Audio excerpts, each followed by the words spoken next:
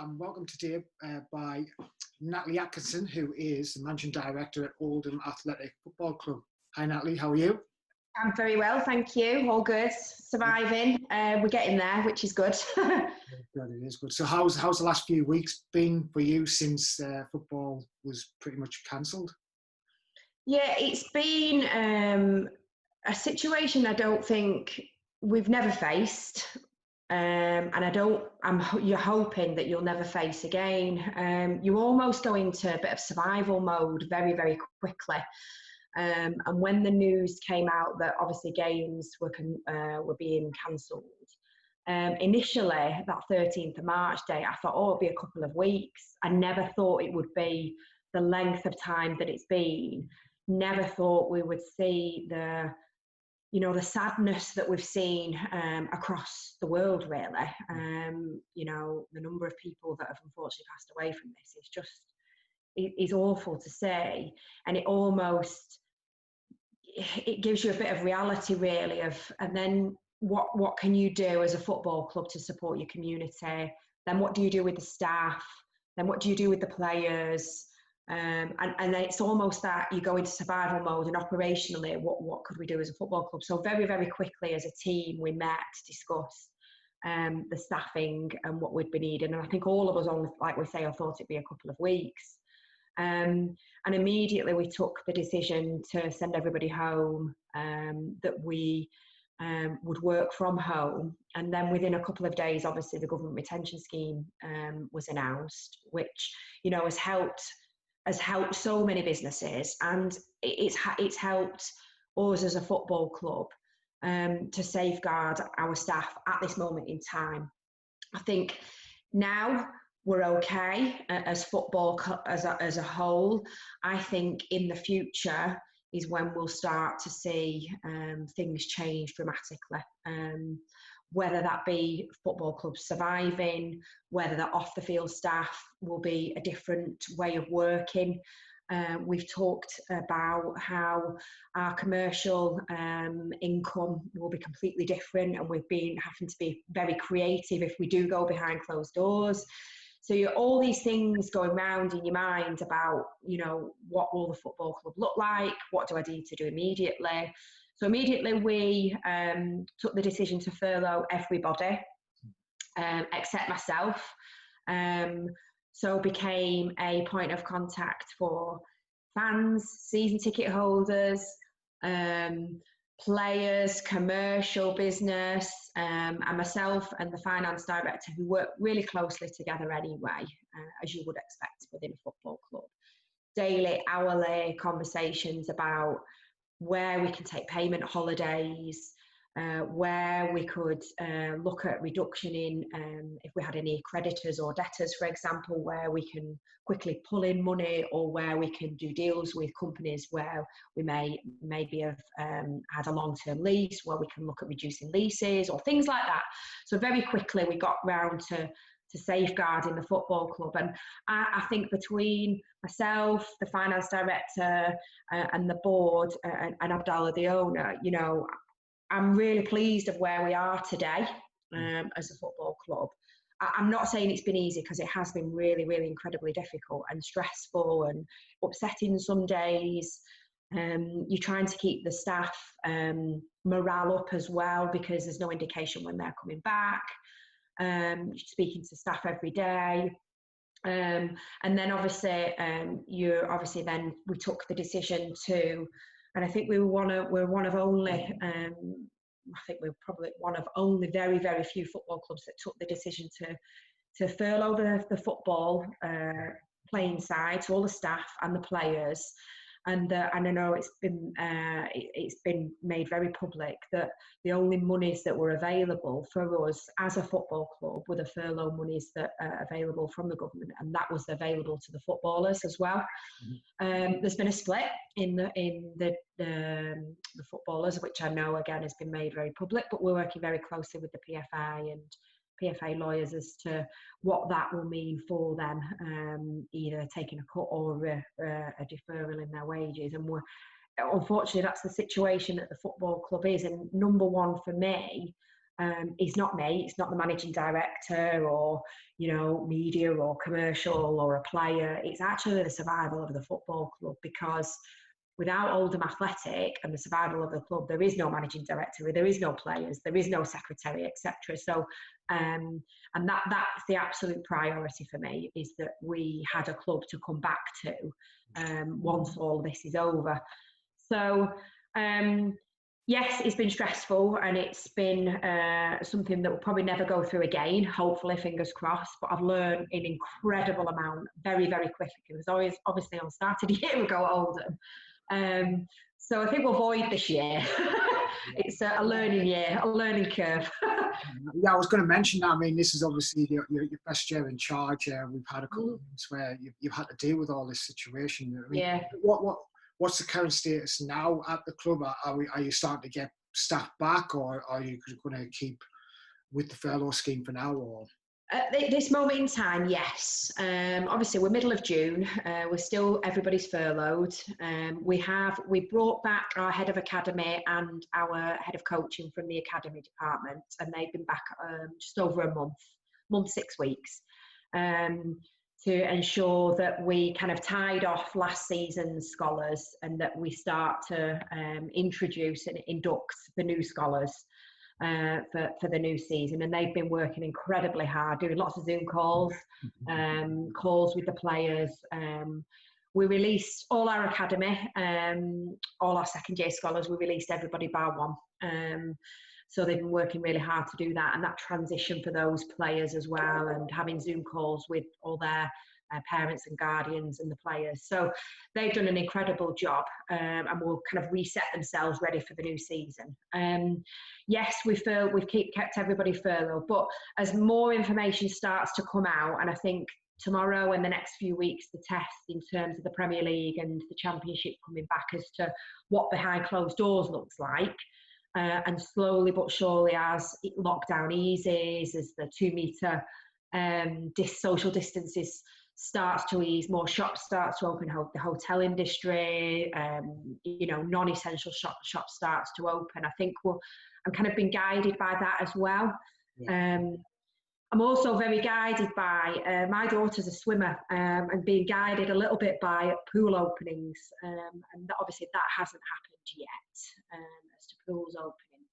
So obviously just received information and seen some information today about pools and leisure centres. So you can kind of guide yourself as to when things are starting to return back to some sort of normality, when football, either not behind closed doors or a percentage of fans in, or return to fans and fans being within the stadium will start. So at this moment in time, we're remaining with our furloughed staff.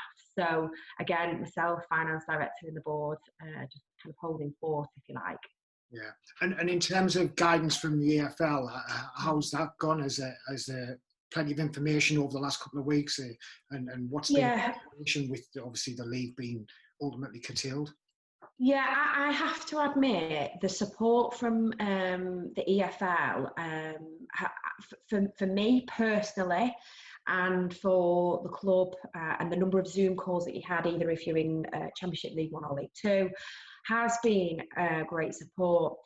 Obviously, for some clubs, the decisions that have been made within the last couple of days as to the curtailment, promotion, relegation has not been what they wanted.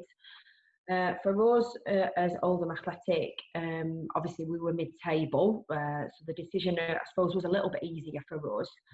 But if I've ever picked up the phone to ask a question, it could have been about anything, whether it's player-related, finance-related, media-related. The EFL have always been there at the end of the phone and supportive. So, and the information that's been received about behind closed doors, returning to training, testing, yes, it's rafts and rafts of information, but the information is really thorough. Obviously, that's been filtered down from the Premier League and so on and so forth in terms of returning to play. And yesterday I had a long conversation with our operations team and our head of health and safety at the club as to, this is the information that we've been given from EFL about testing, return to training, and then potentially behind closed doors in terms of that zonal play that you have to have within the stadium and key staff. And all of us have said it's really thorough information that we've received. Again, as I say, EFL I found incredibly supportive, but I very, very much appreciate that some clubs across the EFL and below, from the steps below, it's not been easy.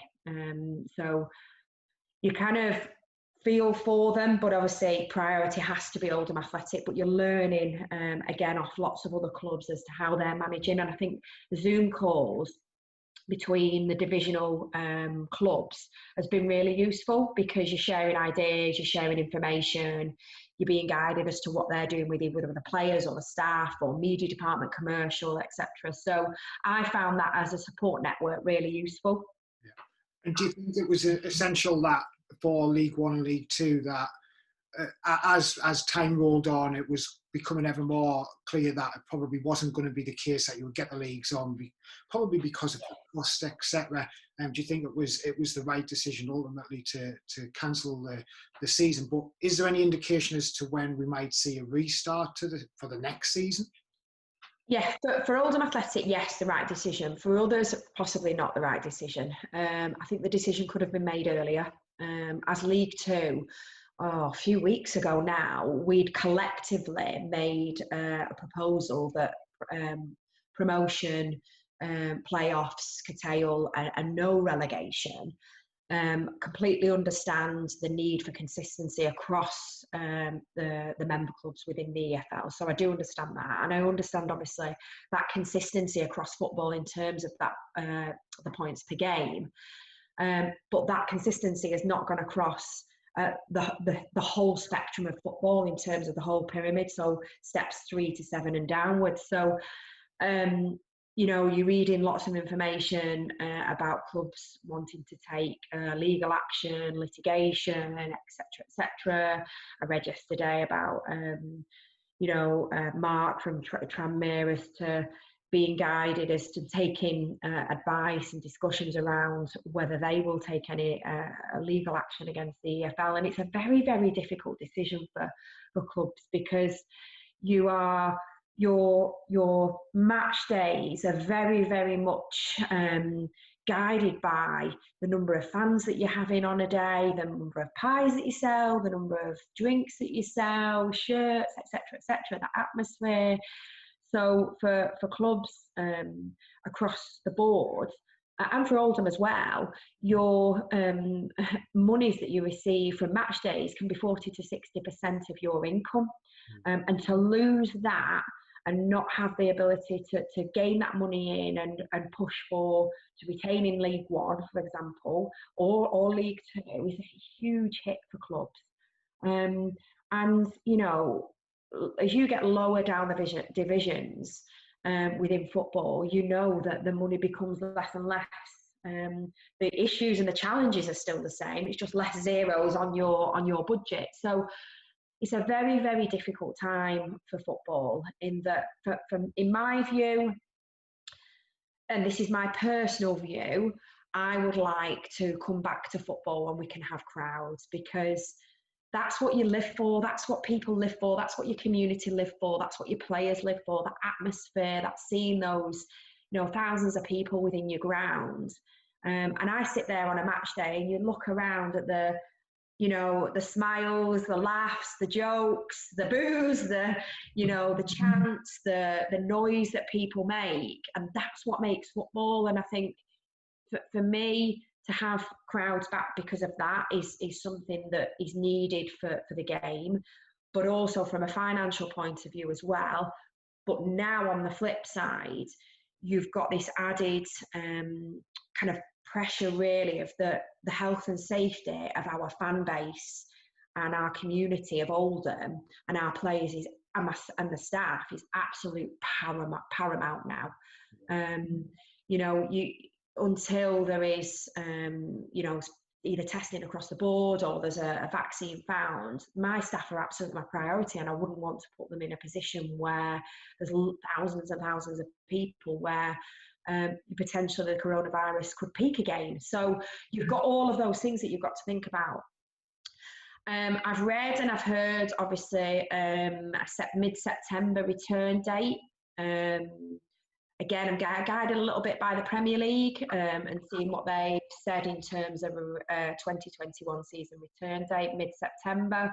Whether that's true or not, I'm not quite sure. You know, I spoke to our head coach over the last few weeks, months, about a possible return date. And I think he's part of the League Managers Association, and they've been talking about a potential mid-September return date.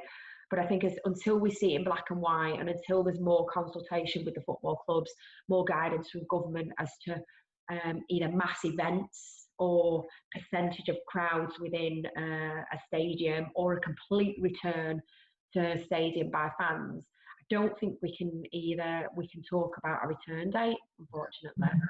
And in terms of when football does return, how are the preparations being made within the stadium environment? Obviously, the health and safety is priority. Yeah. We've got physical distancing at the moment.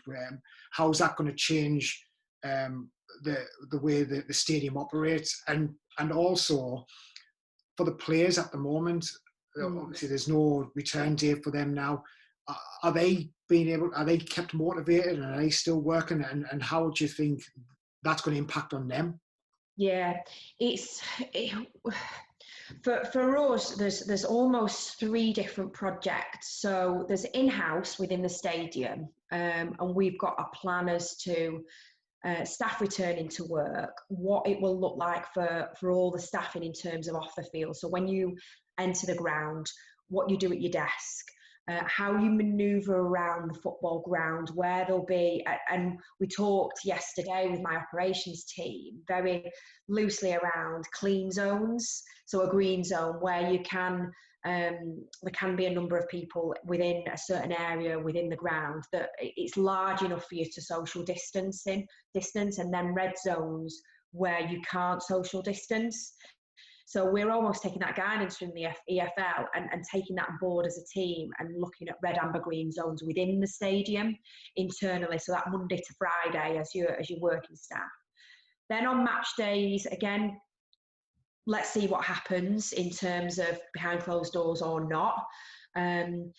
We then have to get the stadium ready in terms of, as what you would expect, cleaning, gloves, hand sanitizer. There'll be increased work for our operations team, ensuring that the ground is completely cleaned morning, noon and night, that you take your own responsibility, and my staff are great at this, your own responsibility for your area of work, so that it's cleaned down at the end of the day. Your workstation is tidy, that you leave the ground having washed your hands, and so on and so forth. We then look at our training facility, which my view, and what we will be doing, is that we move our players directly up to our training ground. So what happened previously is that players came to Boundary Park, you know, they liaised with the staff, they did any admin that they might need to do, they did a bit in the gym, and then they travelled up to the training ground. What I want to do to minimise the risk for the staff and the players is keep the players and the staff apart, and that we completely relocate them up to the training ground. So they go there, they do the training, they socially distance. We've got 2 pitches there up at the training ground that they can kind of spread out, and there's small groups of players as we're guided by the guidance from the EFL, and then they go straight home.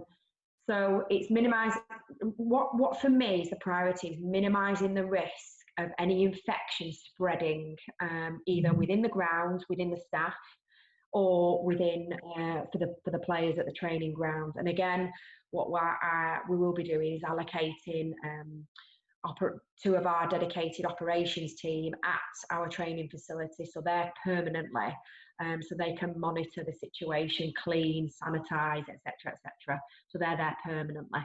and then again having permanent staff within Boundary Park to ensure that happens as well. So as a team, we know what we've got to do. We know when that point comes that I can bring everybody back, we'll look at completely doing that and relocating, etc. For the players, it's difficult, isn't it? And I really feel for any footballer, any sports person that's been completely isolated and not being able to be with their teammates, because football and the off-field staff as well, it's a team sport. You're with people every single day. We've done lots of Zoom calls, we've done messages to keep everybody motivated. The players obviously all got training programs, fitness programs that they've got to keep up with. You know, I've seen them doing lots of cycling, although our captain, David Weiss, came off his bike and I saw all his injuries, so I'm like, oh no. You know, we've seen them doing lots of running, keeping fit, and, you know, I've spoken to you know, lots of colleagues within football, and they're saying the players are keeping themselves fit. So it's an opportunity to kind of reset yourself. Again, with the staff as well, lots of my staff have taken up to really long walks every day, keeping fit, keeping healthy. One of my staff has taken up fishing. One of the team did the sponsored 100k in May and raised money for the NHS. So they've all been keeping really motivated. One of the things we are doing when we can all get back together, not in small bubbles, but in a bigger bubble, is we were to do a walk up Snowdon to raise funds for one of our charity partners, Maggie's. So instead of that, we're going to do a 24-hour walk around the stadium in teams to raise money. So I kind of put that to them and they were, oh, okay. So I think we're going to do that probably end of August time to raise some money, because we're really passionate about the charities that we support with the football club. Obviously our community trust, the Oldham Athletic Community Trust, Maggie's, Homeless Friendly, and Spoons, our charity partners. So continue to kind of link with them as well. So yeah, the team will be doing a big 24-hour sponsored walk. Good luck with them ones. I wanted to focus now, obviously, on the community work as well. Obviously, football plays a huge part in local communities. So it does. Maybe discuss a bit about what Oldham have been doing to help the community, but also just staying in contact with the fans during this and making sure they've got relevant information, you know exactly what's happening. Yeah, well, you know how passionate I am about community work. So when I came to Oldham, I obviously knew about Oldham Athletic Community Trust, who do an amazing job across Oldham.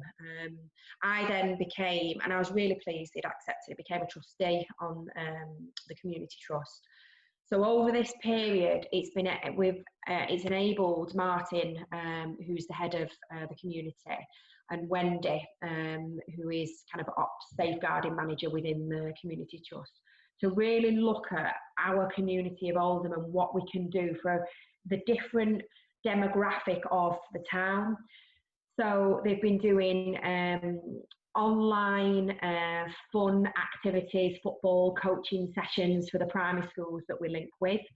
They've been doing in the stadium my kind of mini Olympics and football sessions on the pitch, and then they've been giving that to the schools. They've been doing online education sessions for schools as well, which has been fantastic.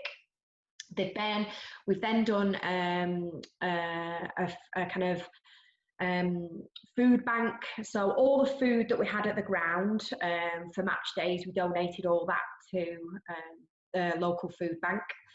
We've then done a food for thought. So we've Martin and the team have donated, worked with a local grocer and a local shop to donate food packages to those that are in need, particularly the elderly. So they delivered food packages, had that social distance chat with them to make sure they're all okay. What else have we done? We've lots of sessions with people that access our Sporting Memories programme. So we have a volunteer that runs our Sporting Memories programme, and he's been in contact with them via phone, Zoom, WhatsApp chats to make sure that they're all okay, because I was really conscious that the group that we were working with in Sporting Memories, some with really severe dementia and Alzheimer's, and we've really kind of kept in contact with them because the sessions that we'd started to have were really, they were really enjoying it and really making a positive impact on their lives.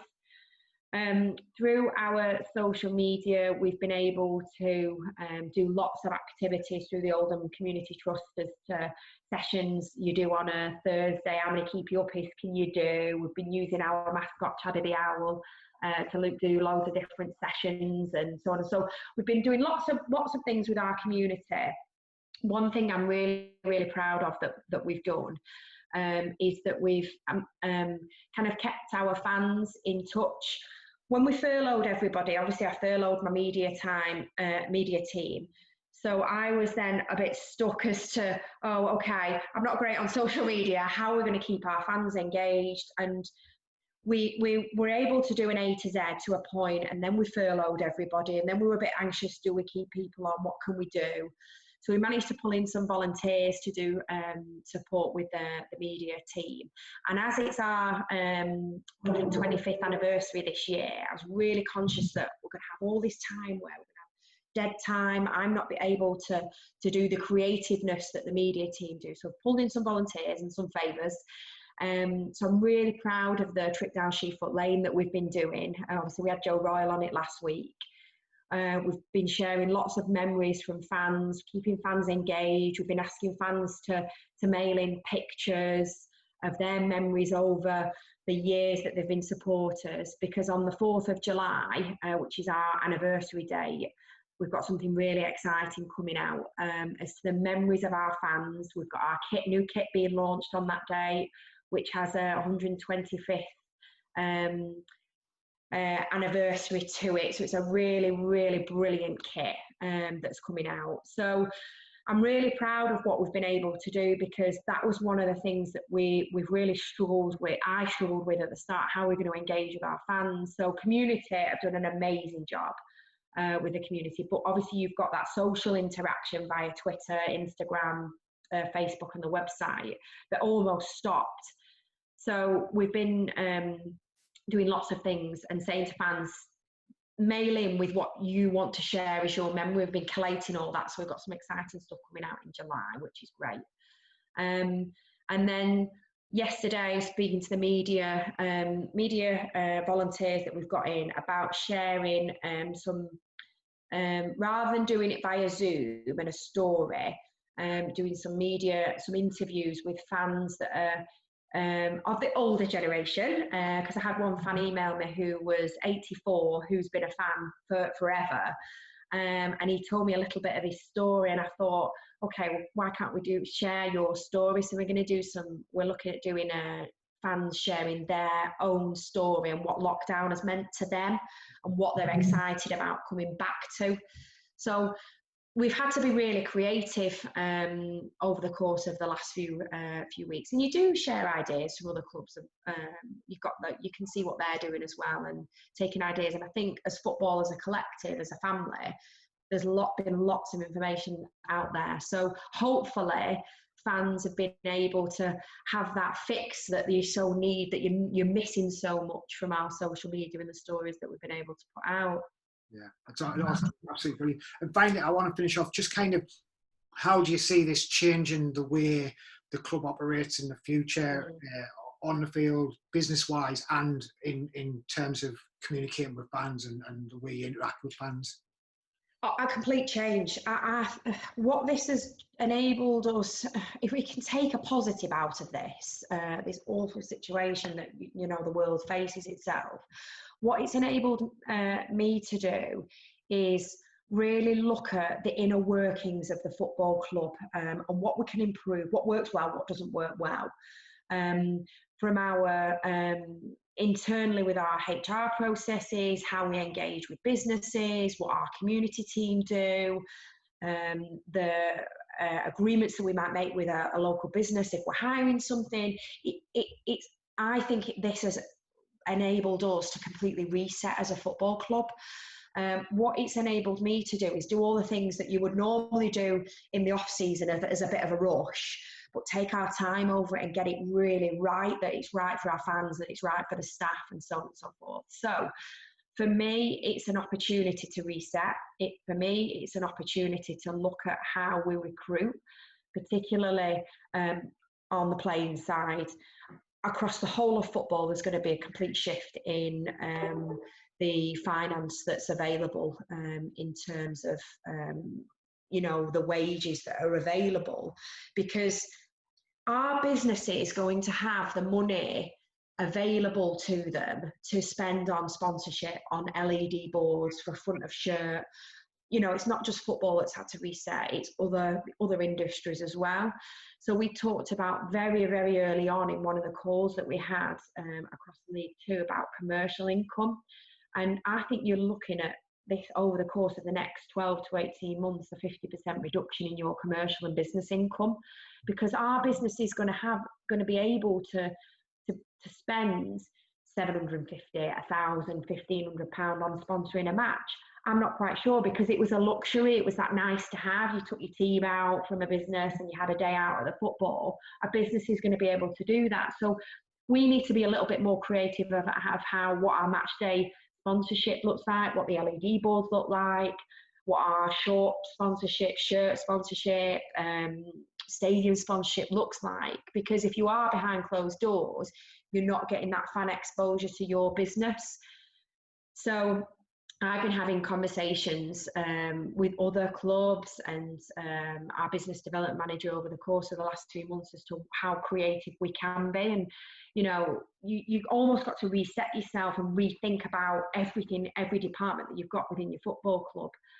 I'm really pleased that we'll come out with this, that the staffing that we've got will remain the same, and we're really keen that we ensure to do that. We're not a huge team. We did a workforce review when I started anyway, and we're not a huge team. And I have heads of departments that then have staffing underneath them that work incredibly hard.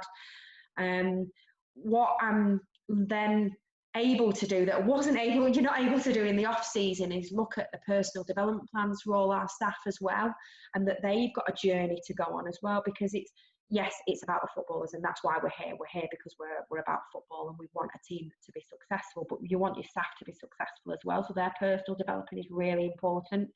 So over the course of the last few weeks, been able to put in a personal development plan template in place for all our staff to come back to. So I'm seeing this awful situation and trying to take some positives out of it, that we will come back. And I know it's a bit of a cliche, but we will come back as a stronger team. We'll come back more motivated. We'll come back more enthused. We'll come back because we've had such a long break that you'll be able to come back and want to give everything to the job that you do.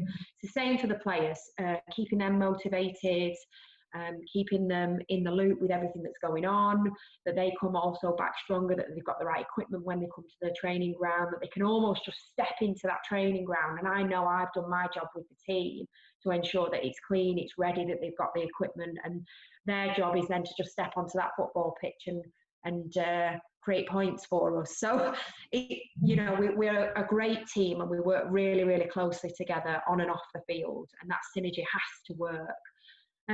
So like I say, I'm trying to take the positives out of this awful situation, that we can come back much stronger. Yeah. Natalie, thank you very much for taking the time, and I really do hope that all goes well. We get a return to football soon, and we'll see Oldham fighting for promotion. Yeah, that is a dream. Yeah, so definitely. Thank you for today, really appreciate it. Not a problem. Thank you. Thanks, Aaron. Take care.